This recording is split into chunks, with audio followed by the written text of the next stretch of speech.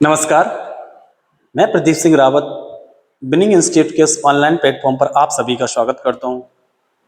आज हम विश्व की कुछ बड़ी खेल प्रतियोगिताएं पढ़ेंगे। विश्व में कई प्रकार के खेल खेले जाते हैं, लेकिन दुनिया में जो खेलों की प्रतियोगिताएं होती हैं वो तीन बड़ी प्रतियोगिताएं होती हैं। इन तीन बड़ी बड़ी प्रतियोगिताओं के बाद हम धीरे धीरे बारी बारी कर करके अन्य खेल जैसे क्रिकेट है, हॉकी आदि खेलों पर भी चर्चा करेंगे। विश्व में यदि देखे जाए खेल की प्रतियोगिताओं की, तो विश्व में खेल की सबसे बड़ी प्रतियोगिता होती है जिसे हम ओलंपिक खेल कहते हैं। यानी दुनिया के सबसे बड़े खेल जो होते हैं वो ओलंपिक खेल कहलाते हैं। ये दुनिया की सबसे बड़ी प्रतियोगिता है। इसके बाद दुनिया की दूसरी सबसे बड़ी प्रतियोगिता होती है, उसे हम राष्ट्रमंडल कहते हैं, यानी राष्ट्रमंडल या कॉमनवेल्थ गेम। इसके बाद में तीसरी सबसे बड़ी प्रतियोगिता होती है, उसे कहते हैं हम एशियाई खेल।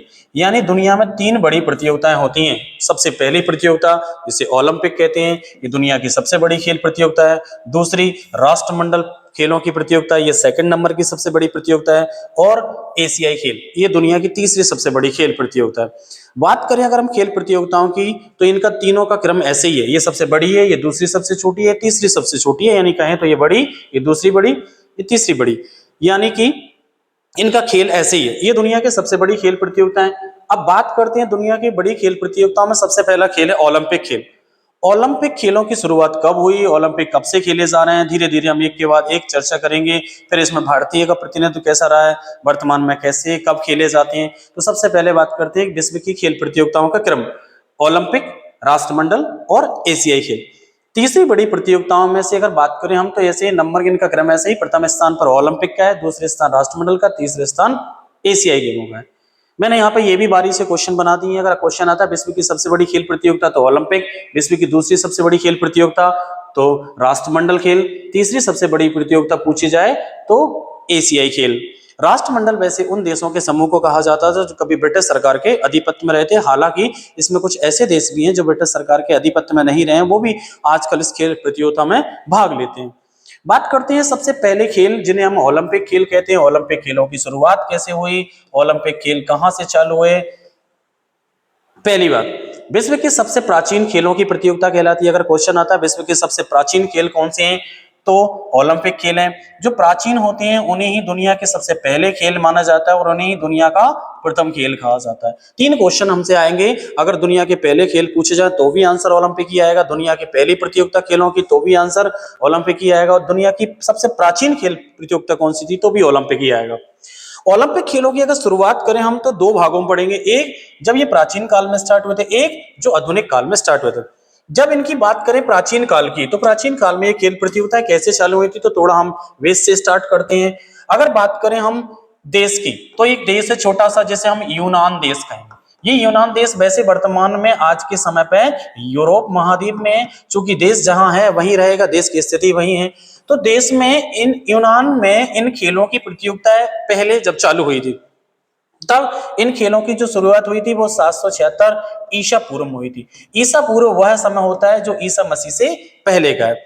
इसके बाद में 776 ईसा पूर्व से खेल खेले जाते रहे थे। इन खेलों को 4 वर्ष के बाद एक बार आयोजित किया जाता था, यानी 4 वर्ष के अंतराल में ये खेल एक बार होने थे। धीरे धीरे इन खेलों में प्रतियोगिताएं बढ़ने लगी, लेकिन प्रतियोगिताओं के साथ साथ में इसमें खेलों के प्रतिनिधित्व भी बढ़ाया गया।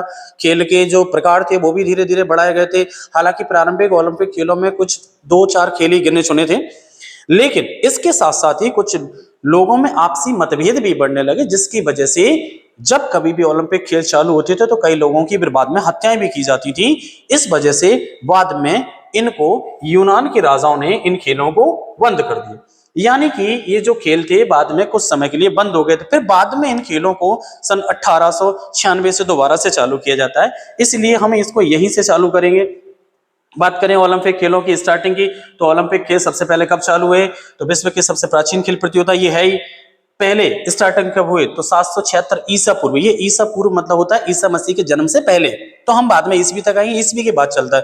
क्योंकि जो ग्रेगोरियन कैलेंडर होता है उसमें ईसा मसीह को जन्मदिन का आधार बना के कैलेंडर को आगे बढ़ाया गया। ठीक है। स्थान कहाँ था, ओलंपिक कहाँ से चालू हुए, तो यूनान से शामिल हुए थे। यूनान यूरोप महाद्वीप का एक छोटा सा देश है। और किस जगह शहर से स्टार्ट हुए थे, ओलंपिया शहर से हुए थे। इसलिए इन खेलों को ओलंपिक खेल भी कहा जाता है। इन्हें प्रारंभ में ग्रीक या यूनान के देवता जियस के सम्मान में खेला जाता था। यानी कि जो प्रारंभिक जब ओलंपिक खेल स्टार्ट हुए थे तो ये खेल एक देवता के सम्मान में खेला गए थे। देवता का नाम था जियस। जियस कहाँ के राजा थे? तो ग्रीक या यूनान के एक महादेवता थे। प्रतियोगिता 4 वर्ष के अंतराल पर ही होती थी। यानी कि प्रारंभिक समय में जब स्टार्ट किए गए थे तब भी 4 वर्ष के अंतराल पर एक बार खेल आयोजन किए जाते थे। बाद में इनमें हिंसा के कारण रोम के राजा, जो वर्तमान इटली, रोमन साम्राज्य जो था, इटली, ईरान, इराक के सॉरी इटली, स्विट्जरलैंड, इनके आसपास वाले इलाके पर था। बात करते हैं हम वर्तमान में इटली, यानी इसके राजा थे जिनका नाम था थियोडोसियस। थियोडोसियस के आदेश से इन खेलों को बंद कर दिया गया था। कब? लगभग 394 ईसा पूर्व में। इस तरह से ये खेल चालू हुए और बंद भी हुए। यानी खेल चालू कब हुए? 776 ईसा पूर्व में। दोबारा बंद कब कर दिए गए? 394 ईसा पूर्व में। समय अगर आपको ऐसा लग रहा हो कि पीछे क्यों चल रहा है, तो ईसा पूर्व का जो समय होता है पीछे चलता है, ये ईसवी तक आ जाएगा, तब इसको हम आगे बढ़ाएंगे। खेल बंद हो गए किसके आदेश से? एक रोम का राजा था, यानी रोमन साम्राज्य का राजा था जो यूरोप महाद्वीप में पड़ता था। इस रोमन साम्राज्य के राजा का नाम था थियोडोसियस। ये इनका आदेश शायद उस समय अच्छा भी रहा होगा, क्योंकि हिंसा इतनी बढ़ने लगी थी कि लोग एक दूसरे का खेल खेल में कत्ल करने लगे थे, हत्याएं करने लगे थे। बाद में आधुनिक ओलंपिक खेल प्रतियोगिताओं की अगर बात करें तो आधुनिक या मॉडर्न खेल प्रतियोगिता ये कब से चालू हुई थी? तो आधुनिक रूप से इनका प्रारंभ हुआ था 6 अप्रैल सन 1896। यानी आधुनिक रूप से कब से चालू हुए? 6 अप्रैल सन 1896। संस्थापक कौन था इनका? तो संस्थापक थे वेरोन पियरे डी कोबार्टिन। ये एक महत्वपूर्ण खिलाड़ी व्यक्ति थे। इनका मैंने पिक्चर भी लगा रखा है, आप इनको देख लेना। इन्हें आधुनिक ओलंपिक खेलों का जन्मदाता या पिता या फादर भी कहा जाता है। अगर क्वेश्चन आता है कि वर्तमान ओलंपिक खेलों का पिता किसे कहा जाता है, तो आंसर लगाएंगे अपन वेरोन पियरे डी कोबार्टिन। इनको आधुनिक खेलों का पिता कहा जाता है। इनकी पिक्चर भी आप देख सकते हैं। ये कहाँ के निवासी थे? तो मैंने ये भी लिखा, ये फ्रांस के निवासी थे। स्थान यूनान देश के एथेंस से चालू हो गया। अगर क्वेश्चन आए कि आधुनिक रूप से जो ओलंपिक चालू वो भी कहां से चालू हुए, तो वो भी उसी शहर से चालू हुए थे जहां से प्राचीन ओलंपिक खेल चालू हुए थे, और जहां बंद हुए थे वहीं से चालू किया गया था उनको भी, क्योंकि ग्रीक या यूनान देश की राजधानी है एथेंस। बात करते हैं आगे की ओर। तो प्रतियोगिता कितने समय पर होती है? तो प्रतियोगिता में जो अंतर है वो 4 वर्ष का, यानी एक के बाद जब दूसरे खेल खेले जाते हैं तो 4 वर्ष के अंतराल पर। जैसे मान लीजिए 2020 में हुए तो 2024 में होंगे, 24 में हुए तो फिर 28 में होंगे, यानी हर 4 साल में एक बार खेले जाते हैं। ओलंपिक खेलों का आयोजन एक संस्था करती है जिसे हम अंतरराष्ट्रीय ओलंपिक समिति के नाम से जानते हैं, यानी इंटरनेशनल ओलंपिक कमेटी भी कहते हैं, अर्थात इसे हम IOC भी कह सकते हैं। IOC का मतलब है इंटरनेशनल ओलंपिक कमेटी। अब क्वेश्चन आता है कि ओलंपिक खेल आधुनिक रूप से कब से चालू हुए? तो 1896 से चालू हुए। चालू किसने किए थे? तो वेरोन पियरे डी कोबार्टिन ने। ये फ्रांस का निवासी था। खेल चालू किस देश से हुए? तो वहीं से यूनान से हुए थे। इस बार यूनान का जो शहर था वो एथेंस था, जबकि प्राचीन काल में चालू हुए थे वो ओलंपिया शहर से चालू हुए थे।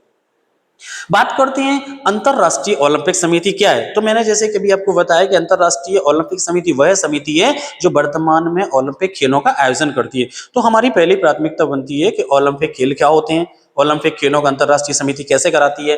तो अंतरराष्ट्रीय समिति के बारे में थोड़ा हम चर्चा करते हैं। पहला, अंतरराष्ट्रीय ओलंपिक समिति की जो स्थापना हुई थी वो सन 1894 में हुई थी। अगर क्वेश्चन आए कि ओलंपिक समिति कब बनी थी, तो इंटरनेशनल जो ओलंपिक समिति है इसकी स्थापना हो रही है सन 1894 में। जगह कौन सी रखी गई थी? साखोन में। इसके बाद में वर्तमान में इसका मुख्यालय साखोन से हटाकर लोसाने शहर में आ गया, और लोसाने कहां पड़ता है? स्विट्जरलैंड में। अर्थात अंतरराष्ट्रीय ओलंपिक समिति वर्तमान में स्विट्जरलैंड में है, और स्विट्जरलैंड के शहर कौन से है? लोसाने में। वर्तमान में सक्रिय देश 105 है, अर्थात अंतरराष्ट्रीय ओलंपिक कमेटी जो है इसके 105 सदस्य देश हैं। दूसरा, ये खेल प्रतियोगिता में भाग लेने वाले देशों की संख्या नहीं है, ये वो देश हैं जो कि अंतरराष्ट्रीय ओलंपिक परिषद में शामिल है या समिति में शामिल है। इसका पहली बार अध्यक्ष किसको बनाया गया था? तो पहला अध्यक्ष इसका डिमिट्रियस बिकेलास को बनाया गया था, जो कि यूनान के निवासी थे। अच्छी बात यह थी कि मॉडर्न खेलों को चालू करने वाले कौन थे? वेरोन पियरे डी कोबार्टिन थे। कोबार्टिन फ्रांस के निवासी थे, लेकिन अंतरराष्ट्रीय ओलंपिक समिति की जो अध्यक्षता का प्रभार था उन्होंने वो प्रभार यूनान की एक व्यक्ति को दिया जिनका नाम था डिमिट्रियस बिकेलास। बात करते हैं वर्तमान में अध्यक्ष कौन है? तो थॉमस बाक इसके वर्तमान में अध्यक्ष हैं अंतरराष्ट्रीय ओलंपिक समिति के। कार्य क्या करती है? तो ओलंपिक खेलों का स्थान तय करना, किस देश में खेले जाएंगे। जैसे इससे पहले अभी कहां हुए थे, इससे बाद में कहां होना है। जैसे अभी देखा जाए तो 2021 में कहां हुए थे, क्योंकि वो 2020 में होने थे, लेकिन कोरोना की वजह से एक साल उन्हें डिले किया गया था। 2024 के कहां हुए हैं, इसके बाद में 2028 के कहां होंगे। इस तरह से खेलों का स्थान जो होता है वो अंतरराष्ट्रीय ओलंपिक समिति तय करती है। वर्तमान में अगर ओलंपिक समिति की हम बात करें, ओलंपिक खेलों का स्थान चुनना, फिर ओलंपिक खेलों के लिए कोई भी रूल्स रेगुलेशन बनाना होता है तो वो भी अंतरराष्ट्रीय ओलंपिक कमेटी बनाएगी, यानी कौन से नियमों से स्थान कहाँ होगा, और ओलंपिक खेलों का संचालन कैसे करना होगा। इस समिति का एक अध्यक्ष होता है और 3 इसमें उपाध्यक्ष बनाए जाते हैं, 7 अन्य सदस्य देश मतलब सदस्य शामिल हो जाते हैं इसमें। इस तरह से ये टोटल 11 सदस्यीय होती है। अगर क्वेश्चन आता है कि ये कितने सदस्यीय परिषद है, तो 11 सदस्यीय परिषद है। अंतरराष्ट्रीय ओलंपिक समिति की स्थापना कब हुई, तो सन 1894 में हुई थी। अंतरराष्ट्रीय ओलंपिक समिति क्या काम करती है, तो अंतरराष्ट्रीय ओलंपिक समिति का काम होता है ओलंपिक खेलों को कराना, उनके लिए नियम बनाना, उनके लिए स्थान तय करना। अब हम 2 क्वेश्चन तो सीख ही गए कि अंतरराष्ट्रीय ओलंपिक खेल कब से चालू हुए, सन 1896 के। स्थान कौन सा था, तो ग्रीक देश ही था। ग्रीक देश कहाँ पड़ता है, ये ग्रीस देश है, और एथेंस शहर से चालू हुए थे। बात करें हम अन्य महत्वपूर्ण तत्वों में, तो ओलंपिक खेलों में कौन कौन सी चीजें, जैसे इसका एक पर्सनली अपना कुछ एक फ्लैग भी है, यानी ध्वज भी है, उसका एक पर्टिकुलर चिन्ह भी है, उसके कुछ विशेष मोटिव भी रहते हैं। तो इसका अंतरराष्ट्रीय ध्वज कैसा है।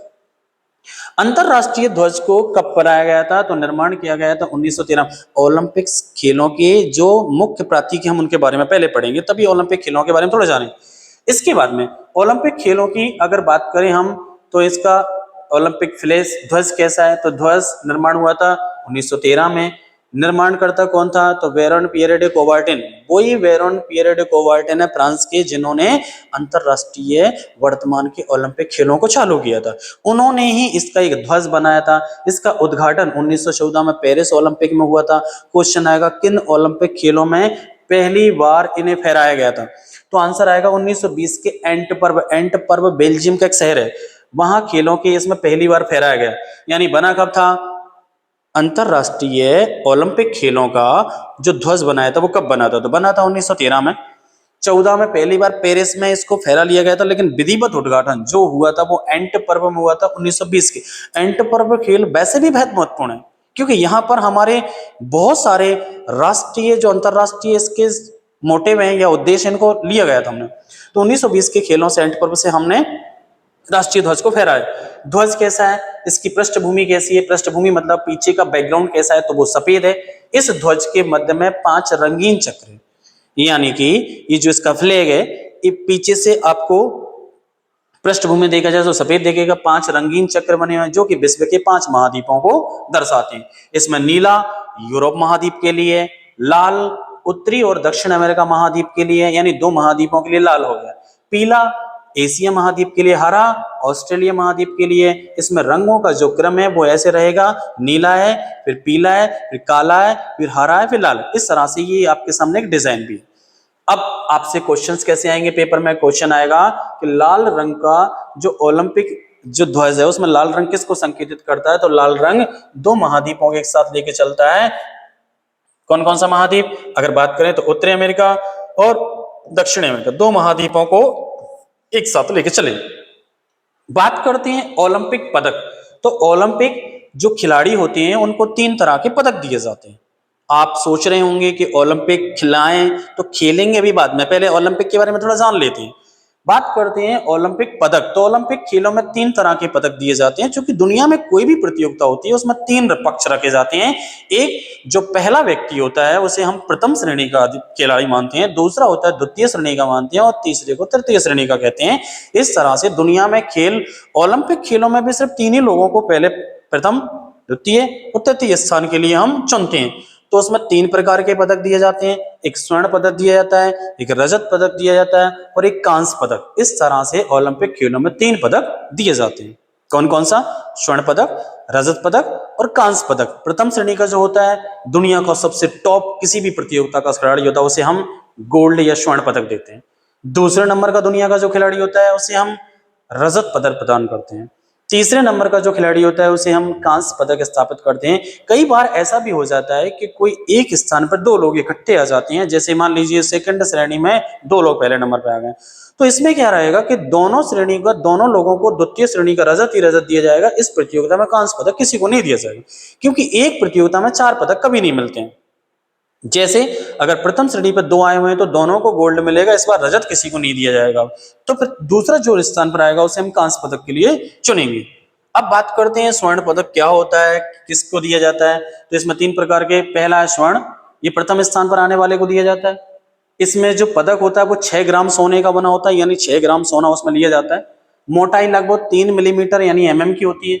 वृत्त यानी जो सर्कल होता है वो लगभग 60 मिलीमीटर का यानी का होता है। रजत की बात करें तो दूसरे स्थान वाले को दिया जाता है। ये शुद्ध रजत यानी कि सिल्वर या चांदी का बना होता है। मोटाई लगभग 3 मिलीमीटर की होती है और वृत्त सर्कल जो सेम रहता है, क्योंकि जो गोलाई रहती है वो दोनों की सेम रहती है। सोने वाला थोड़ा मोटा रहता है, जब ये थोड़ा पतला रहता है। कांस्य की बात करें तो ये तीसरे स्थान वाले को दिया जाता है। एक कांसे का बना होता है पूरी तरह से। बात करते हैं ओलंपिक मसाल जलाने की। ओलंपिक मसाल क्या होता है? तो ओलंपिक मसाल वह स्थिति होती है जिसमें ओलंपिक जहां चालू होते हैं वहां पर ग्रीक देश से यानी यूनान देश से हम एक ज्योति जलाकर लाते हैं, जिसे वर्तमान में जहां खेल हो रहा हो वहां उसको रखा जाता है। तब से खेलों की प्रतियोगिता होती है। ऐसा माना जाता है कि शायद वहां के सूर्य देवता से इस चीज को प्रज्वलित किया जाता है। बात करते हैं ओलंपिक मसाल की।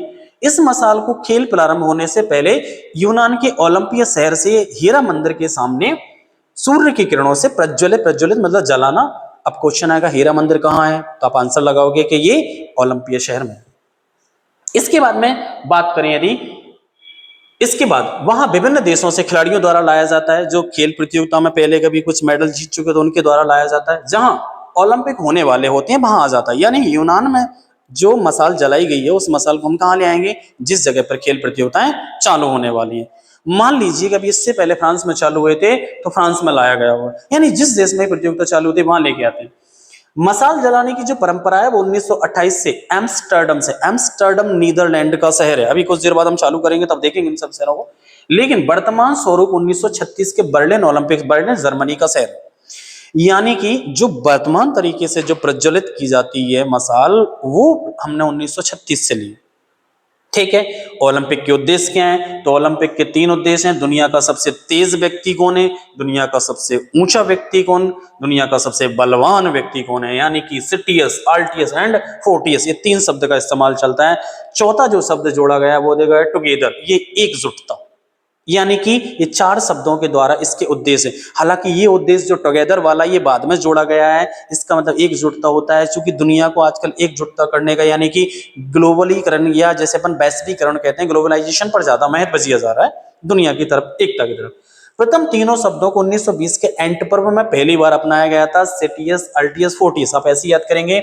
इनको याद करने की ट्रिक क्या रहेगी आपके पास? तो सिटियस, अल्टियस और फोर्टियस, तेज, ऊंचा और बलवान। यानी कि हम जिन्हें पढ़ने के लिए इसी तरह से शब्दों का इस्तेमाल करेंगे। पहला, दुनिया का सबसे तेज व्यक्ति, दुनिया का सबसे ऊंचा व्यक्ति। ऊंचे से मतलब हाइट ऊंचा नहीं या लंबाई उसकी ऊंचा नहीं, ऊंचाई से मतलब है एक शब्द है उसके लिए, सिटियस, अल्टियस एंड फोर्टियस। एक नया शब्द जोड़ा गया है टुगेदर। टुगेदर का मतलब होता है दुनिया में एकजुटता। प्रथम 3 शब्दों को 1920 के एंटवर्प में ही पहली बार अपनाया गया था। ये तीनों शब्द की रचना सन 1897 में डिडोन नाम के एक व्यक्ति ने की थी, और ये लैटिन भाषा के सब शब्द हैं, इसलिए आपको देखने में भी लग रहा है सिटियस, अल्टियस, फोर्टियस। लैटिन दुनिया की सबसे प्राचीन भाषाओं में से एक भाषा मानी जाती है, जो कि यूनान के आसपास या रोमन साम्राज्य में ही चलती थी। नोट डाउन करके लिखा है कि 2021 में हमने चौथा शब्द जोड़ा है जिसे हम टुगेदर कह रहे हैं। टुगेदर का मतलब है एकजुटता। अब क्वेश्चन आएगा कि वर्तमान में जो मोटिव, जो हमने उद्देश्य लिए उनमें से चौथा शब्द कब जोड़ा है? तो ये चौथा शब्द हमने कब जोड़ा है? 2021 में। बात करते हैं प्रथम ओलंपिक कब हुए थे। तो प्रथम ओलंपिक खेलों की शुरुआत 6 अप्रैल 1896 से लेके हुई थी 15 अप्रैल सन 1896 तक, यानी लगभग ये 7-8 दिन ही चले थे। स्थान कौन सा रखा गया था? एथेंस, जो कि यूनान में ही है। कुल भाग लेने वाले देशों की संख्या तो मात्र 14 देश थी, यानी प्रारंभिक ओलंपिक जो खेल हुए थे उसमें कितने देशों ने भाग लिया? तो 14 देशों ने भाग लिया। दूसरा क्वेश्चन है, इसमें 245 खिलाड़ियों ने भाग लिया था। टोटल खिलाड़ी थे 245, देश थे टोटल 14। इसे ग्रीष्मकालीन ओलंपिक खेल कहा गया था, जिसलिए हमारे 2 तरह की प्रतियोगिताएं थी, ग्रीष्मकालीन, एक शीतकालीन। इन्हें नाम दिया गया था पहली बार। अब इसके बाद हम 32वें ओलंपिक खेलों को पढ़ने से पहले धीरे धीरे क्रम करके 32वें खेलों तक पढ़ के आएंगे पहले, तब आगे चालू करेंगे। और इस सेशन को हम कल चालू करते हैं। आशा करता हूं आप कल इसी समय फिर मिलेंगे।